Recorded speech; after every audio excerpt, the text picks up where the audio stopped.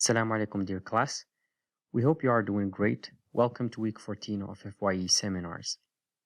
Our topic for this week is finding opportunities as a student, and we will cover the following aspects. In the first part, we will discover a couple of opportunities that are available for students. In the second part, we will share ideas on how and where you can find these opportunities. In the third part, we will look at examples of professional opportunities. And in the fourth and last part, we will look at examples of academic opportunities that you can apply for. So let's start. Your status as a student allows you to have access to two main sets of opportunities. The first one is professional opportunities such as internships, part-time jobs on campus, freelancing jobs online, and eventually full-time jobs once you graduate. In addition to this, you have access to a couple of academic opportunities such as exchange programs, scholarships and fellowships, and finally, research positions. Our presentation today will focus on searching for internships, scholarships and fellowships, as well as research positions.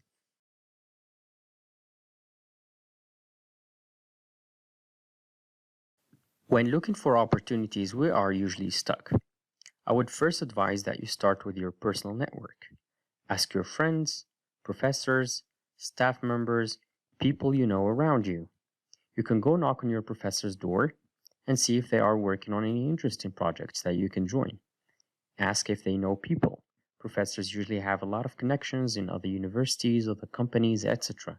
And if they like your profile, they may just recommend you to their friends and people they know. As a final resort, you may ask your parents to set you up in case you are stuck. But I advise that you leave this as a last option. Believe me, you'll learn a lot by doing this on your own. Second, I recommend attending professional events and competitions. These include startup events, hackathons, social gatherings, conferences, job fairs, international fairs, student fairs, etc. These events will expand your network, increase your visibility, and help you acquire relevant skills and know more about your field of interest. If you are successful in attending any of these events, you will meet researchers, professors, businessmen and women, investors, etc. Approach them, present yourself, ask if there are ways you can contribute, be hired, be recommended, or even funded. This works, and if you can manage to get business cards, that's even better. And by the way, if you can't afford the time and money to travel and attend these conferences and fairs, you can benefit a lot from attending the ones organized on campus. In parallel, one of the most powerful tools you have within your hands is searching online. And to help you do that, we have a couple of demos today. In 2015, Forbes magazine published an article titled "The 10 Best Websites for Finding an Internship," where they have ranked LinkedIn.com as the #1 website for finding internships. The article also suggests 9 other websites where you can find internships. You'll find the link to this article in the PowerPoint for this week. I believe LinkedIn deserves a demo though, so let's see how it works. LinkedIn.com is a social network for working professionals. In addition to building your online CV, growing your professional network, and benefiting from their online courses, LinkedIn allows you to search for internships and jobs right within the platform. Here I'm logged in using my personal account into LinkedIn.com. First, I go to the Jobs tab in the top menu. Imagine I'm a student in business administration or in engineering and management science. Supply chain management is an interesting field. Let's say I'm interested in doing an internship in supply chain management. So I would then write my query, supply chain management. I get suggestions here. And I would add here internships as a keyword. Let's say I'm interested in working or finding an internship abroad. And let me select Malaysia as a country, for example. Yeah, here we go. We have a couple of listings to the left. The first ones you see usually are promoted links, but in this case, they just seem to be a couple of random listings by various companies. So let's take a look. The first one is an internship for supply chain company called Ominent SDN BHD. You can see that this listing had 8 views. There are 2 applicants. The company that is offering company page not claimed. I personally have no connections at this place. The second listing is an internship in accounting, POS Logistics Berhad. I don't know what this means. They have 1,000 to 5,000 employees. 10 applicants have applied so far to this listing, and it was posted 1 month ago, 78 views. I could go ahead and apply here. This link here would take me to the company website. I want to draw your attention to the third opportunity here by a company called GSK. I recognize the logo at least. This is, I guess, a famous company. This is an internship position in customer service and logistics. It has 29 views. This company has a total of 10,000 plus employees. It's in pharmaceuticals. 3 applicants have already applied. I can see that I have some connections working at that company who graduated from Al Akhawain. If I'm interested, I can apply by clicking on this button, and this will take me to the company website where I'll have maybe more details about this particular internship and how I should apply. Now, let's try to change the location to be within Morocco. As you can see, I do not get as many listings as in Malaysia, for example. One main reason for the shortage of listing on LinkedIn Morocco is that Moroccan companies still need time to adapt to using LinkedIn to announce and hire interesting candidates. However, LinkedIn Jobs remains a solid platform for internship and job hunting internationally. I personally know many friends who have found jobs in Europe using LinkedIn. An alternative for using LinkedIn in Morocco is searching different job databases and announcement websites. These websites keep changing and new ones appear from time to time, but here are a few of the famous ones. We have emploi.ma, recruit.com, and maroc-emploi.net. These platforms offer similar services. You can usually create your profile and CV, search and browse, and apply for jobs and internship offers.